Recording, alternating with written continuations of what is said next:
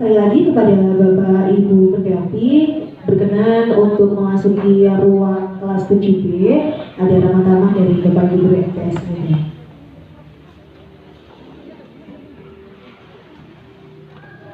Assalamualaikum warahmatullahi wabarakatuh. Perkenalkan, nama saya Kaila Asifanova. Saya kelas 5 dari SDN 3 Baringan. Dewan juri yang saya hormati serta teman-teman yang berbahagia, pada kesempatan kali ini saya akan bercerita tentang kisah Nabi Nuh alaihissalam. Nabi Nuh alaihissalam diutus oleh Allah kepada umat yang sangat keras kepala dan ingkar kepada Allah Subhanahu wa Ta'ala. Umat Nabi Nuh adalah kelompok manusia pertama yang menyembah berhala. Nabi Nuh berusaha menyadarkan dan mengajak mereka untuk kembali menyembah Allah. Nabi Nuh diangkat menjadi rasul pada usia 480 tahun dan berdakwah selama 5 abad. Hai umat, sadarlah apa yang kalian lakukan sia-sia. Mengapa kalian tidak menyembah Allah dan justru menyembah patung-patung batu itu? Tapi mereka sama sekali tak menjawab seruan Nabi Nuh. Mereka tetap melakukan perbuatan yang sesat. Mereka yakin bahwa apa yang mereka lakukan itulah yang benar. Bukankah bapak-bapak kita zaman dahulu juga menyembah berhala? Seperti apa yang kita lakukan sekarang? Apa yang salah? Bukankah ini sesuatu yang baik? Kita melanjutkan apa yang dilakukan oleh bapak-bapak kita dulu. Tidak, yang kalian lakukan itu salah. Hanya Allah yang harus kalian sembah dan bukan berhala-berhala. Kalian sudah tersesat, bukan setan. Sadarlah, bertobatlah dan sembah Allah. Tahun demi tahun dilalui Nabi Nuh dengan terus berdakwah. Tapi hanya sebagian kecil dari mereka yang sadar dan menjadi pengikutnya.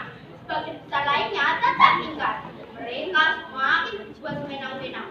Bahkan menganggap Nabi Nuh sebagai orang tua yang gila dan menyebarkan berita bohong ke penjuru negeri.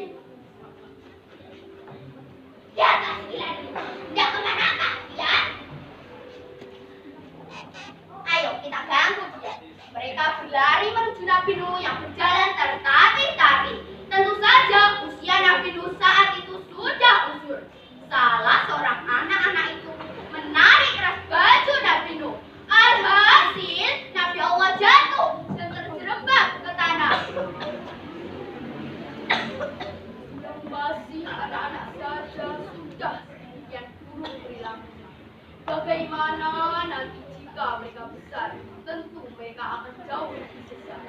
Karena kelakuan gajah kaumnya itu, Nabi Nuh berdoa kepada Allah dan meminta pertolongan. Maka dia Nuh mengadu kepada Tuhannya. Sesungguhnya aku telah dikalahkan, maka tolonglah aku. Quran Surat Al-Qamar ayat 10. Nabi Nuh juga berdoa agar mereka yang ingkar ditimpakan azab. Allah menjawab doa Nabi Nuh dengan memerintahkan membuat sebuah batra atau kapal. Nabi Nuh bingung karena dia tak tahu bagaimana cara membuat kapal. Bagaimana cara membuat kapal? Belum pernah ada kapal yang dibuat di negeri. Nabi Nuh merasa sangat bimbang dan bingung. Kemudian Allah mengutus malaikat Jibril untuk mengajari Nabi Nuh cara membuat kapal. Nabi Nuh lalu mulai menebang pohon dan mengumpulkan kayu-kayu yang diperlukan. Melihat Nabi Nuh sibuk turun naik bukit untuk memindahkan kayu-kayu yang telah ditebangnya, orang-orang menjadi penasaran. Kira-kira apa yang dilakukan oleh Nuh dengan mengangkat kayu-kayu itu ke bukit ya? Nuh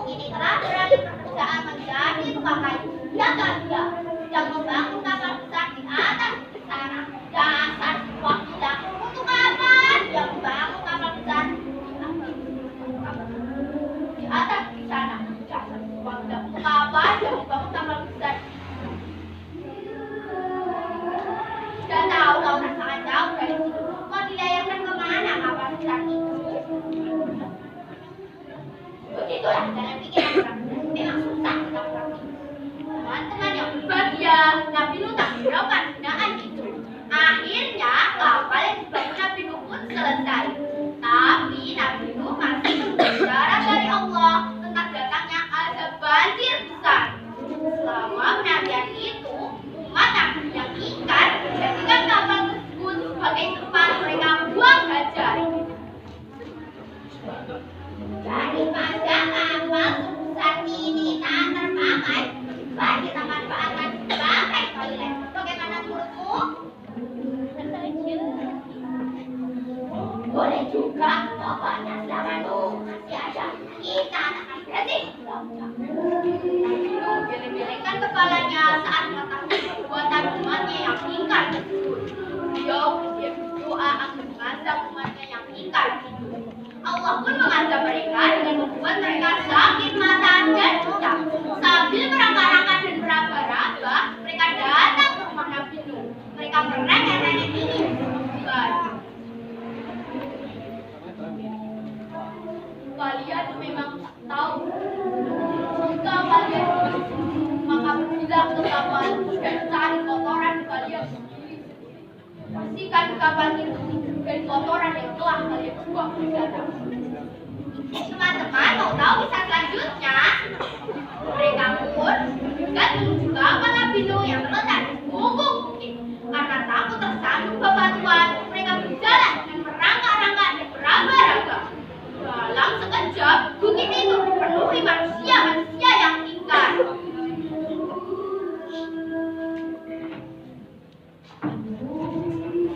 Aku sedikit bisa melihat. Itulah mereka berteriak dengan girang setelah mengoleskan matanya dengan kotorannya sendiri. Karena ingin penglihatannya cepat pulih, orang tersebut semakin dia mengoleskan matanya dengan kotorannya itu. Perbuatan tersebut diikuti dia. Bahkan ada yang sampai berebut kotoran karena takut tak kebagian.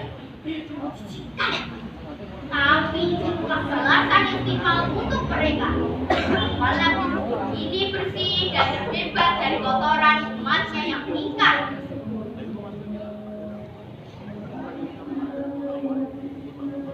Hingga pada suatu hari, Nabi Nuh merasa banjir besar yang dijanjikan oleh Allah sebagai azab akan tiba. Nabi memerintahkan para pengikutnya untuk naik ke atas kapal.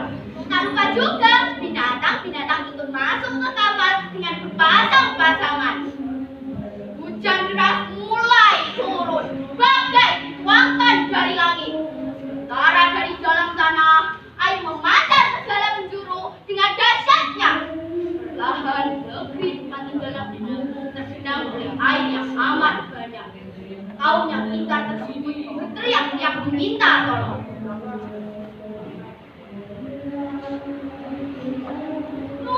Tolonglah kami. Kami bertaubat. Kami percaya bahwa kamu utusan Allah. Berilah kami kesempatan untuk menjadi pengikutmu dan membenarkan perintahmu. Tolonglah kami. Namun, putusan sudah ditetapkan. Allah telah menurunkan azabnya untuk umat Nabi yang ingkar tersebut. Mereka hancur binasa, menyiapkan Allah dari muka bumi ini. Anak Nabi yang durhaka bernama Kan'an tak luput dari azab Allah tersebut.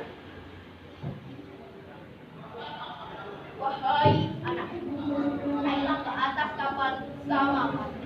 Janganlah kamu mengikuti orang-orang kami. Tidak, aku akan mencari perlindungan ke puncak gunung yang dapat melindungiku dari air bah. Sesungguhnya tidak ada yang bisa melindungi pada hari ini kecuali Allah. Namun, Kan'an tidak mendengarkan permintaan Nabi Nuh ayahnya. Akhir kisah, Nabi Nuh dan para pengikutnya yang berada di kapal pun selamat. Setelah banjir reda dan kapal mendarat di sebuah bukit, Nuh dan para pengikutnya pun turun.